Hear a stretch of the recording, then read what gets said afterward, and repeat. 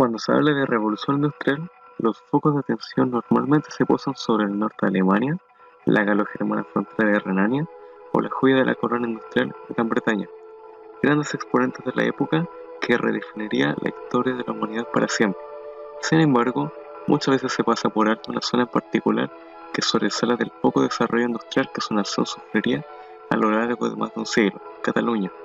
aunque en este reportaje nos vamos a centrar más en Barcelona. A finales del siglo XVIII, el Imperio español se ve debilitado por una fuerte crisis económica debido a la inflación que ha ido experimentando. Todo esto por la ingente cantidad de monedas que fueron acuñadas incontroladamente con el pasar de las décadas de hegemonía en el continente americano, mismo continente que ya estaría a punto de sublevarse en contra del imperio en unos años más. Durante este mismo contexto surgiría en Reino Unido las primeras máquinas de producción masivas del mundo, las cuales eran alimentadas por carbón y usaban materias primas como hierro o algodón para generar bienes de mayor valor y utilidad como herramientas, barcos o prendas de vestir.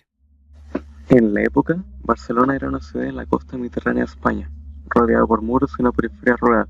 que solo destacaba por el gran puerto que posee y algunas pequeñas textilerías algodoneras. ¿Quién se imaginaría que décadas más tarde esta pequeña ciudad se transformaría en una de las ciudades más importantes de Europa? Después de la ocupación francesa napoleónica en 1810 y la independencia de las colonias españolas en América a principios del siglo XIX, España estaba prácticamente en ruinas, lo cual se cree llevó a los catalanes a desarrollar industrialmente su localidad. Es durante esta época cuando se registra un explosivo aumento de población causado por las nuevas técnicas agrícolas, provocando que los alrededores de Barcelona se utilizasen para cultivos y construcción de viviendas para la creciente cantidad de población. Barcelona, en tanto, seguía separada por muros de otras 6 ciudades españolas, los cuales fueron derribados en el marco del Plan Cerdá, o de ensanchamiento, impulsado por el alcalde Ildefonso Cerdá, entre 1856 y 1858. Esta reforma estructural de gran complejidad fue una de las principales causales de la industrialización de Barcelona, contribuyendo exitosamente a la urbanización de la ciudad, convirtiéndola con el tiempo en la segunda ciudad más importante de España.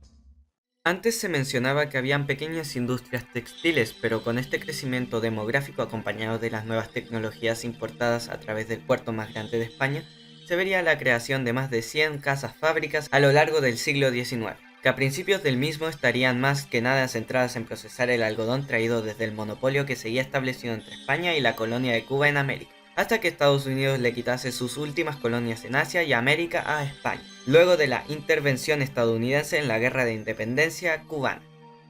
Por lo que Barcelona tuvo que diversificar su producción, lo cual era más fácil de decir que hacer, dado que Cataluña, región donde Barcelona se encuentra, carecía de las fuentes de energías necesarias, carbón y petróleo,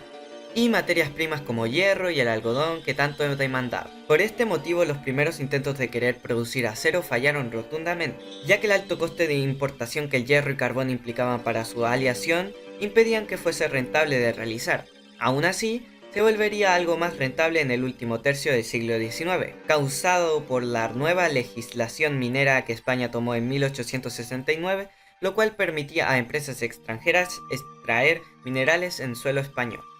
España alcanzaría tal grado de plenitud que logró ser uno de los principales extractores mineros del mundo,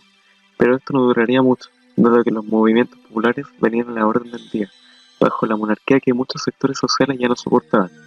sobre todo los obreros de las industrias barcelonesas, que no vivían en las mejores condiciones laborales del mundo, y habiendo leído a Karl Marx, desarrollaron una idealización de nación, donde las asociaciones anarcosindicalistas serían quienes tomasen el poder, formándose de esta manera el 31 de octubre de 1910 la CNDFI, partido político que representaba a las clases bajas y medias trabajadoras de las industrias productivas. Se entiende que Barcelona, por su alto grado de industrialización, poseía la mayor concentración de adeptos a esta ideología. Y uno puede preguntarse, ¿y cómo habrá afectado todo este proceso al medio ambiente barcelonés? Pues lamentablemente no fue muy beneficioso para sus habitantes. Más atrás hablamos del Plan Cerdá, que instauró una nueva urbanización y administración estructural para así modernizar a la ciudad. Lo que poco sabía Ildefonso Cerdá era que al colocar a las fábricas más grandes cerca de la desembocadura del río en el mar es que se contaminaría toda la costa de Barcelona, teniendo que recolocarlas en un río que estuviese más en el interior de Cataluña para que así por lo menos no dañase directamente a la ciudad. De todas formas se contaminaría el agua por los desechos industriales que las fábricas producían. ¿Y qué decir de las fábricas de pequeño y mediano tamaño? Estas se tenían que ubicar en la ciudad misma, por lo que sus efectos nocivos incidían directamente en la población, como el desecho de gases tóxicos o el humo que el carbón importado producía al combustionarse.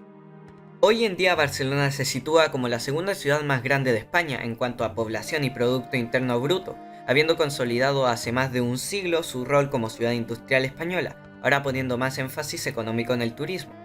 Algunos de sus habitantes prefieren ser llamados catalanes antes que españoles, debido al nacionalismo que ciertas personas sienten en contra del Estado español, además de hablar regularmente más en catalán que en castellano, queriendo independizarse como Cataluña y establecer a Barcelona la capital nacional. Como argumento a favor de su postura proponen que si lograsen su independencia serían capaces de prosperar solos, dado que históricamente han tenido que valerse más por cuenta propia, resultado de lo anterior puede que se hayan industrializado rápidamente. Sufre también de una abundante contaminación atmosférica, al estar cubierta por una capa de smog y tener un promedio más de 40 microgramos de dióxido de nitrógeno por metro cúbico, superando de esta manera al límite legal de contaminación que la Unión Europea estimula y al que España pertenece. Los automóviles y sus desechos gaseosos son la principal razón de esta infracción legal en el daño ambiental en la actualidad barcelonesa, no tanto así las fábricas como lo eran antes. Estas mismas fábricas que se erigieron hace más de un siglo atrás están prácticamente abandonadas. Las múltiples escasas fábricas que aún logran mantenerse en pie atestiguan cómo algunas se devuelven para construir edificios empresariales o departamentos de vivienda, lo que algunas personas reprochan, ya que le atribuyen valor patrimonial e histórico a estas fábricas que en su tiempo incluían hogares para sus trabajadores, siendo esta una razón que estos habitantes dan para que no solo se conserven, sino que vuelvan a usarse para que gente resida y viva allí, otra vez. Hasta la fecha se han protegido 26 de estas edificaciones.